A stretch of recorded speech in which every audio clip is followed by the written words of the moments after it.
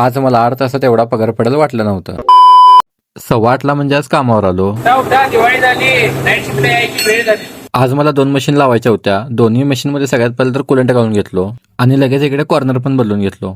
त्यानंतर लगेच जे जॉब लावायचा आहे त्याचा प्रोग्राम लावलो. लगेच वेळ झाला म्हणून सगळ्यात पहिले तर मशीन चालू करून घेतलो. जॉब झाल्यावर लगेच इकडे जॉब पण लगेच चेक करून घेतलो.